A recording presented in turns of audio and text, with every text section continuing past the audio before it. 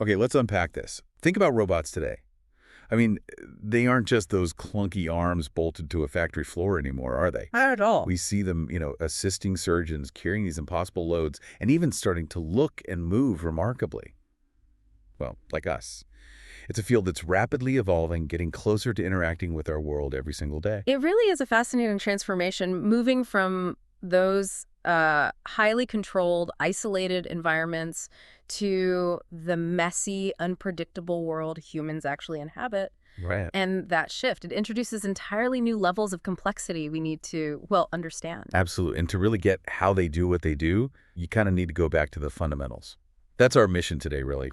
We're diving deep into some foundational ideas, drawing from Stanford University lectures on robotics. The goal, let's break down the core concept simply. So whether you're, say, an entrepreneur spotting opportunities or a researcher exploring new frontiers, maybe a science student just starting your journey or, just someone incredibly curious. Basically, anyone wanting a clear picture. Exactly. Anyone who wants to get an accessible picture of what's involved if you want to get started or just understand the field. Think of it like explaining the core ideas like you would to a bright 15-year-old. Simple, clear fundamentals. And look, robotics does involve mathematical models, and yeah, they can look intimidating. For sure. But we're going to focus on the fundamental ideas behind them, why they're necessary, what they actually let robots do. We'll get the intuition first, before diving headfirst into equations. Exactly. We'll look at the basic building blocks, what physically makes up a robot, then how we figure out where a robot is, and importantly, where it can go. We'll touch on how it moves, how we tell it what to do, and then maybe wrap up with some of the really amazing challenges researchers are tackling right now, making robots even more capable and, crucially, safe around us. It's quite a journey, from the absolute basics right up to the cutting edge. So let's get started. The very basics. What, at its heart, is a robot manipulator? Well, based on the sources, the simplest definition is a set of links connected through joints. Okay. You have a fixed link, that's the base.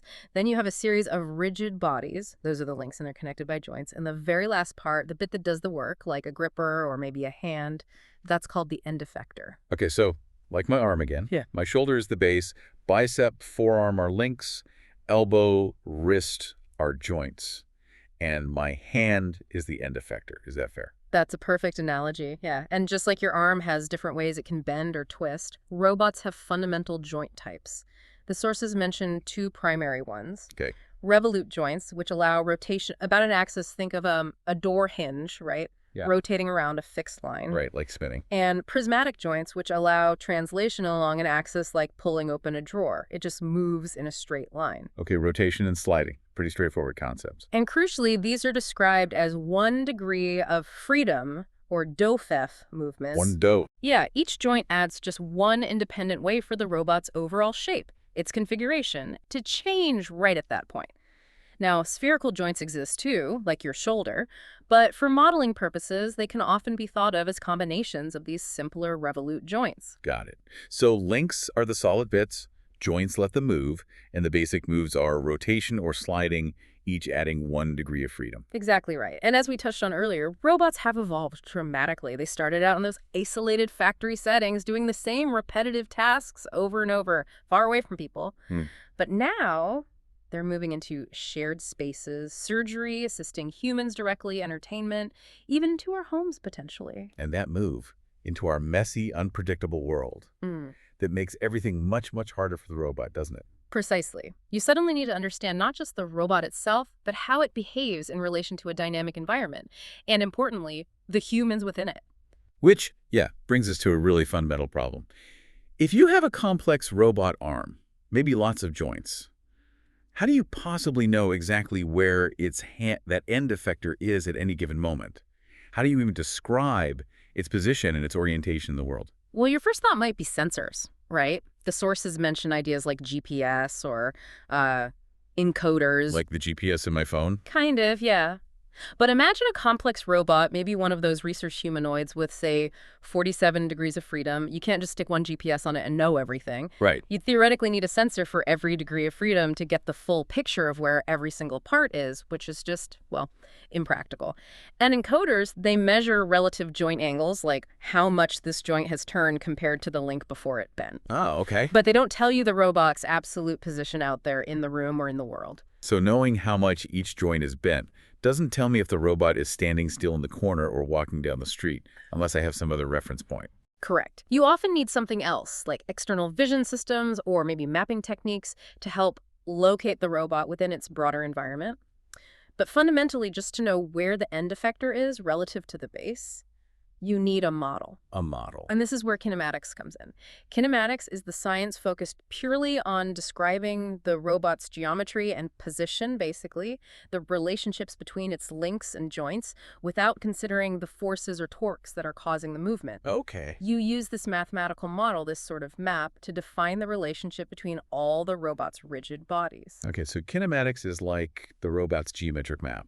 Tells us where its parts are relative to each other and relative to its starting point, its base. And a really key concept within kinematics is degrees of freedom, or DOF. We mentioned it with the joints, but for the whole robot, DOF is the number of independent parameters you need to fully describe the robot's configuration, its pose, at any moment. Independent parameters. Yeah, and the sources give a really clear way to think about counting this up. Okay, lay it on me. All right, imagine you have n moving links, just n links. If they were all floating freely in space, totally separate, each one would need 6 parameters to describe its complete state, right? 3 for position, where it is, and 3 for orientation, how it's angled. Okay, 6 per link. So 6 n total possibilities if they were just floating around. Exactly, Right. like n completely separate rigid bodies just tumbling in space. But now you connect them with those 1D joints we talked about, the revolute or prismatic ones. Right. Each of those joints constrains the movement. It limits how the links it connects can move relative to each other. Specifically, each 1D joint introduces 5 constraints. Wait, 5 constraints. For a joint that only allows one type of movement? Why 5? That seems like a lot. It's because it locks down everything except that one allowed movement. Think about it. If it's a revolute joint, a hinge, it prevents any sliding side to side, up and down, or in and out. That's 3 translation constraints. And it also prevents tilting forward, backward, or side to side relative to the hinge pin. That's 2 rotation constraints. So 3 plus 2 equals 5 constraints. Okay. It stops 5 ways they could have moved relative to each other, leaving only the one rotation. Precisely. Same logic for a prismatic joint, the slider. It stops all rotation, 3 constraints, and stops sliding in the 2 directions perpendicular to the allowed sliding axis, 2 constraints. Again, 5 constraints. I see it now. That makes sense. So, okay, if you have n moving links and n of these 1D joints connecting them up in a chain, and the robot's base is fixed to the ground, the total DOF is the initial 6n potential parameters, minus the 5 constraints from each of the n joints. That's exactly it. 6n minus 5n just equals n. Wow. So a really handy shortcut emerges. The number of degrees of freedom for a typical fixed base manipulator with n of these simple 1D joints is simply n, the number of joints. That is a neat trick for counting. Yeah, and the big takeaway here is that DOF isn't just some abstract number. It fundamentally defines how much independent flexibility the robot has to position its various parts. Okay, neat trick for fixed robots. What about one that isn't fixed, like a humanoid walking around? Good question. For robots with a moving base, like humanoids or mobile robots on wheels, you have to add the base's own degrees of freedom. And in 3D space, a free-floating base has 6 DOF, right? 3 for position, 3 for orientation. Right. So for a humanoid with N1 DOF joints in its limbs and body, the total DOF becomes N plus 6. Well, it's plus 6. But here's a key challenge with those. The base's 6 DOF aren't directly actuated. You don't have motors, moving the ground underneath its feet. Its movement, its walking or balancing, is purely a result of coordinating all the leg and body joints together in a very complex way. Right, it's this intricate dance of all the actuated joints that makes the whole body move through space. Oh. And then, okay, there's the end effector itself. Yes, the hand or the tool. It also has degrees of freedom for how we want it positioned and oriented in space. Typically, we care about up to 6 DOF in 3D space for the end effector, 3 for its position, X, Y, Z, and 3 for its orientation, roll, pitch, yaw, sort of. This is often called the task space, the place where the actual work gets done. Okay, so let's put it together. If the robot has n total DOF from its joints and maybe its base, and the task we want the end effector to do requires, say, m0 degrees of freedom, like 6 for full positioning and orienting. What does it mean if n, the robot's total DOF, is bigger than m0, the task's requirement? That's a crucial concept called redundancy. Redundancy? It means the robot has more degrees of freedom available through its joints than are strictly necessary just to achieve the end effector's desired position and orientation in space. Like how I can touch a specific point on the table in front of me with my elbow bent a little, or bent a lot. Multiple arm postures work. That's exactly it. Redundancy means there can be, theoretically, infinite different combinations of joint angles, joint configurations that all result in the very same end effector pose. Okay. Now, this makes some problems, like figuring out those joint angles for a target pose, that's inverse kinematics, we'll get back to that, harder because suddenly there isn't just one answer, there are many. Right. Which one do you choose? Exactly. But, and this is a key insight, it also provides incredible flexibility. It's a feature, not just a bug. It allows the robot to achieve its main goal, like reaching a point, while simultaneously satisfying other constraints, like maybe avoiding an obstacle that's in the way of its elbow, or keeping itself away from awkward singular configurations where it might lose some ability to move. So redundancy gives it options to deal with complexity. Okay, so kinematics is about the geometry, the map, counting DOF, understanding flexibility like redundancy. What happens when the robot actually moves? That must involve forces, right? It's not just geometry anymore. Absolutely. That's where dynamics comes into the picture. Dynamics deals with the relationship between forces, torques, and the resulting motion, specifically acceleration. Like Newton's classic ESMA. Force equals mass times acceleration. Is it that simple? Well, that's the basic idea for, like, a single point mass floating in space. Yeah. But for an articulated robot, a chain of connected links gets significantly more complex. Here's the core challenge in dynamics. When one link moves, especially when it accelerates or decelerates, it generates inertial forces and torques. And these forces don't just affect that one link, they affect other links up and down the chain. There's strong coupling between the links. Coupling, meaning they influence each other. Exactly. Think about swinging, I don't know, a heavy bag on a rope. When you swing it, the bag pulls back on your arm, right? In a robot, when one joint motor applies torque to move its link, that movement creates forces and moments that the next joint's motor down the line has to deal with, either counteract or account for in its own motion. And you also mentioned the robot's inertia changes depending on how its arm is configured. That sounds tricky. Exactly. That's another key challenge. Imagine the robot arm stretched out straight. From the perspective of the shoulder joint, it takes a lot more effort, more torque, to swing that arm quickly than if the arm was bent in close to the body, right? Yeah, like spinning with your arms out versus tucked in. Precisely. So the robot's inertia, its resistance to rotational acceleration, changes dramatically depending on its current configuration, its posture. Dynamics needs complex models to account for these internal forces, these moments, and this constantly changing inertia that's generated by the robot's own movement. Wow. So the big takeaway for dynamics is that making a robot move smoothly and accurately isn't just about telling the motors to spin, it's about understanding and actively managing all these complex internal forces and moments generated by the motion itself. You need a model of that. All right, so we've got kinematics to describe where it is and where it can go geometrically. We've got dynamics to understand the really complex forces involved when it actually moves. Now, how do you actually make the robot do what you want, like make the hand move here? Yeah. How do you control it? That's the million-dollar question. That's the control problem. Okay. Given a goal for the end effector, say a desired position and orientation in space, you need to figure out what specific torque or velocity signals to send to the motor at each joint at every single moment in time to achieve that goal. One foundational approach is something we mentioned earlier, inverse kinematics. Right, you said it gets tricky with redundancy. Exactly. Inverse kinematics is essentially solving that geometric problem in reverse.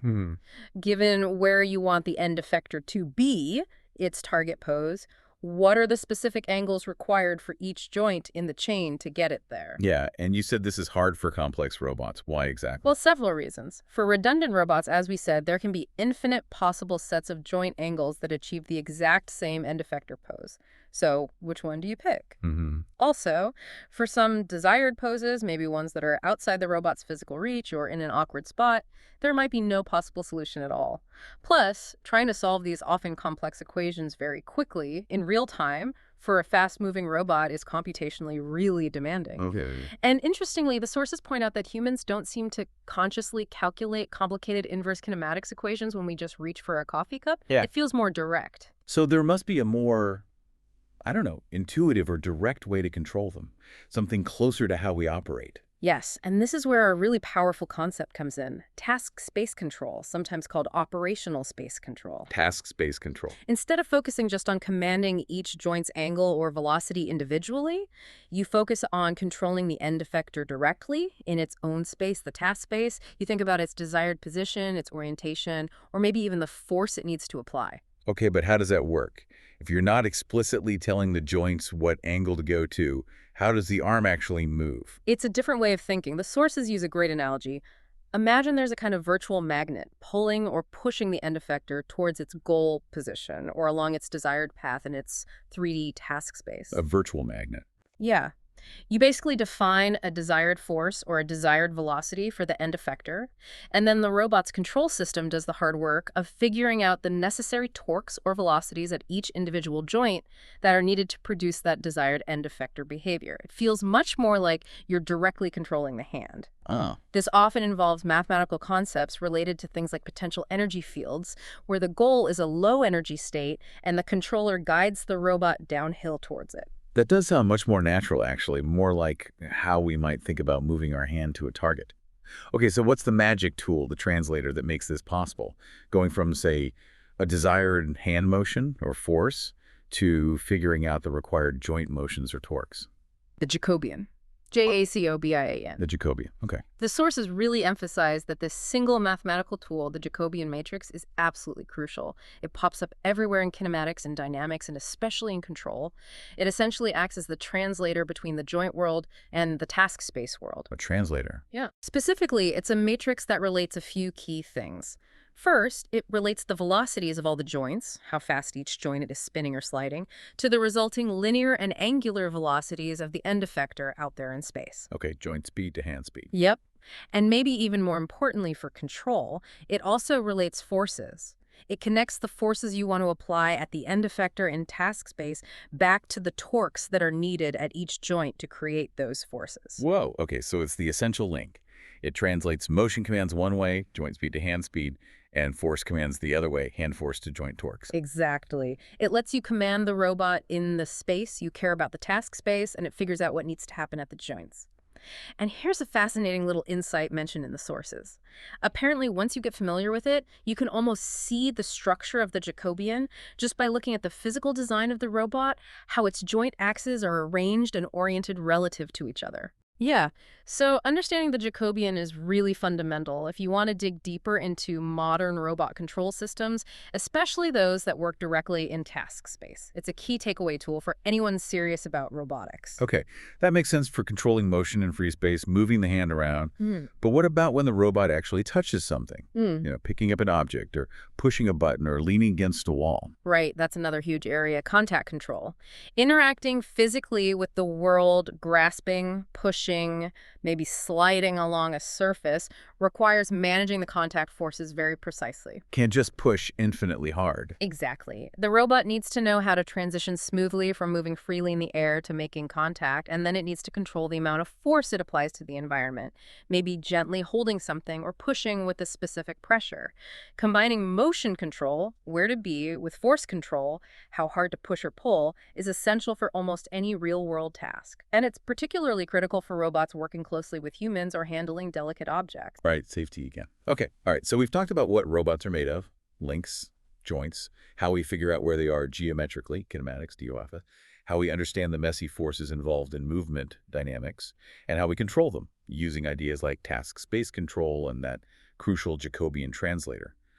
Underlying all of this, though, there must be a fundamental mathematical language just for describing positions and orientations in 3D space, right? Precisely. You absolutely need these mathematical models. They are the absolute foundation for designing robots, for simulating them, and for controlling them effectively. It might seem abstract or, a bit math heavy at first, but it's truly the bedrock the whole field is built on. Okay. At the simplest level, you need ways to describe points and vectors in space. That's relatively straightforward, usually locating a point relative to some origin using coordinates, like x, y, z. But a robot link isn't just a point floating in space. It's a solid object, a rigid body. It has a specific orientation, like how it's angled or twisted. Exactly right. So you need a way to describe how a frame of reference, like a little coordinate system attached to that link, its own local XYZ axis, is rotated compared to another frame, like the robot's base frame or maybe the fixed world frame. And how do we do that? A standard, very common tool for this is the rotation matrix. Okay, the sources mention it's a 3x3 matrix. What does it actually represent, like visually? How do you read it? It's quite clever. Its 3 columns are simply the vectors that define the new frame's axis, its local x, y, and z unit vectors. But crucially, they are described using the coordinates of the old frame. Oh, So the first column of the matrix is a vector telling you where the new frame's x-axis points, but described using the old frame's coordinate system. The second column tells you where the new y-axis points in old coordinates, and the third column tells you where the new z-axis points, again in old coordinates. It perfectly captures the orientation. I think I get it. It's like giving directions for the new axis, using the language of the old axis. And there's a handy property mentioned. Its inverse is just its transpose. You just flip the matrix across its diagonal. Yes. That's a really neat mathematical shortcut. It works because the axes are orthogonal, they're all at right angles to each other, and they're unit length. It makes calculations involving rotations much cleaner and faster than calculating a general matrix inverse. And a rotation matrix isn't just for describing an orientation, it can also be used as an operator. An operator. Meaning you can multiply it by the coordinates of a point or a vector to actually calculate the new coordinates of that point or vector after it's been rotated. So it can describe a state or it can perform an action. Okay, that handles rotation. But a link in a robot chain has both an orientation and a position. Its origin is shifted relative to the previous link. How do you combine describing the position of the link's origin and its orientation into one single mathematical package? That's where the homogeneous transformation comes in. It's a really elegant way to do it. It uses a single 4x4 matrix to bundle both the rotation and the translation together. A 4x4 matrix. Why bigger? Well, the 3x3 rotation matrix part sits in the top left corner. The position of the new frame's origin, described in the old frame's coordinates, goes into the first 3 elements of the 4th column. Then you add an extra row of 0, 0, 0, 1 at the bottom to make the matrix math work out nicely for chaining transformations. Okay, so why bother making it this bigger 4x4 thing instead of just keeping the rotation matrix and the position vector separate? What's the advantage? It might look a tiny bit more complex at first glance, but it makes chaining transformations along the robot arm incredibly easy and computationally very efficient. How so? Let's say you have frame A, the base, and you know the transformation to get to frame B, the first link, and you know the transformation from frame B to frame C, the second link. If you want to know where frame C is relative to the base frame A, you simply multiply the 4x4 homogeneous transformation matrix from A to B by the 4x4 matrix from B to C. Just multiply the matrices. Just multiply them. This single matrix multiplication automatically handles both the rotations and the translations in the correct order. It simplifies calculating the position and orientation of the end effector relative to the base, even if there are many links in between. You just multiply all the link transformation matrices together in sequence. Wow, okay, that does sound powerful. Turns a potentially complicated sequence into just matrix math. Exactly. And you might hear about de Nevitt-Hartenberg parameters or DH parameters. Those are just a standardized minimal set of 4 specific parameters used to define this 4x4 homogeneous transformation between successive links in a robot arm. They became a very widely used convention for modeling robot kinematics. Gotcha. So homogeneous transformations, package rotation and translation, chaining them easy through matrix multiplication. And these transformations can be thought of either as mapping, like describing the same thing from a different viewpoint, or as an operator, like actually moving or rotating the thing itself. Precisely. Understanding these mathematical tools for describing 3D space and rigid bodies is absolutely foundational. Even if you're just starting out and not diving deep into the math itself yet, knowing that these tools exist and what they do is crucial for understanding how robots are designed and controlled. Fascinating how it all builds up logically from just defining points and orientations. Okay, looking ahead then, now that we've got a decent handle on these fundamentals, What are some of the big frontiers, the big challenges that robotics researchers are really grappling with today? Well, a huge one, as we've hinted, is getting robots to work safely and effectively alongside humans, especially in unstructured environments. Think homes, hospitals, busy workplaces. Safety is absolutely paramount. Robots need to be incredibly reliable, predictable, and able to handle the unexpected when people are around. Yeah, totally different from a caged-off factory floor. Totally different. Another major challenge is reactive planning. Robots can't just follow a pre-programmed path blindly. They need to be able to react intelligently and in real time to unexpected things, someone walking in front of them, an object being moved. How do they do that? The sources mention concepts like using repulsive potential energy fields. It's almost like creating virtual forces around detected obstacles that automatically push the robot's planned path away from them, helping it navigate dynamically. So they don't just stop, they can actually adjust their path on the fly to avoid things. That's the goal, yes. The challenge is that planning these complex motions, especially for robots with many degrees of freedom, high to F, is computationally very, very expensive. The number of possibilities explodes. So achieving truly real-time, smooth reactions for redundant robots is still a significant research area, but these clever methods, like potential fields, are making it increasingly possible. What about making robots move more? I don't know, naturally, like humans. Or perform complex skills that are maybe hard to just program step by step. That's leading to really interesting work in learning from humans or learning from demonstration. How does that work? Motion capture. Yeah, often using things like motion capture. You record an expert human performing a task. The source gives Tai Chi as an example of complex, fluid motion. But the goal isn't just to make the robot perfectly mimic the exact path the human took. No. No, it's often more about analyzing the human data to understand the underlying characteristics or the principles of that successful movement. What makes it smooth? What makes it efficient? What makes it stable? Then you try to map those learned characteristics onto the robot's control system, allowing it to generate its own movements that are similarly natural or efficient or skilled, but adapted to its own body and the specific situation. It's about learning how to move well, not just copying what path to follow. Learning the style, not just the steps. And what about touch? That seems pretty important for interacting with the physical world. Absolutely critical. Haptics, the sense of touch and force feedback, is crucial for almost any physical interaction. Grasping delicate objects without crushing them, feeling the texture of a surface to know how to slide along it, applying just the right amount of force when assembling parts or interacting with a person. Yeah. The sources even mention simulation examples where this kind of detailed understanding of physical interaction and material properties is being modeled, things like simulating entire skeletal systems for virtual crash testing to understand injury mechanics. Wow. Okay, so we've gone from defining a simple hinge joint all the way to simulating human body dynamics in a crash. That covers a huge range.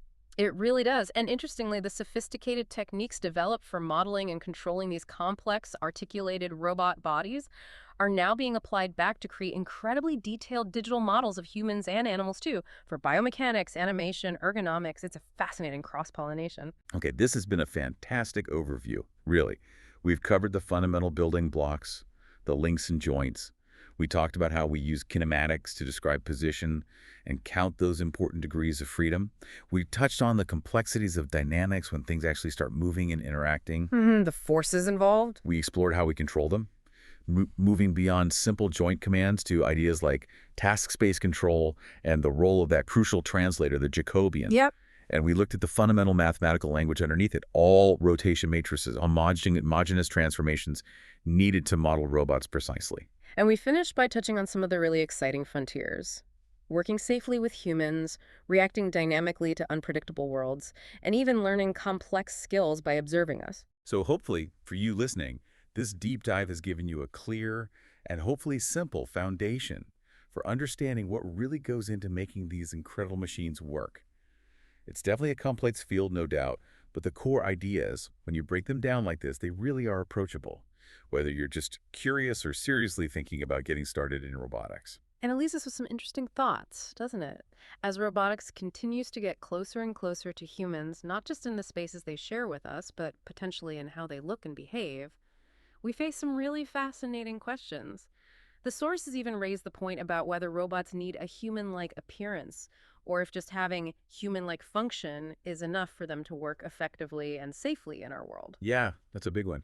What does that increasing closeness really mean for how we design them, how we interact with them, and maybe even how we think about robots and ourselves in the future? It's definitely a big question to keep exploring as you continue your own deep dive into this amazing field.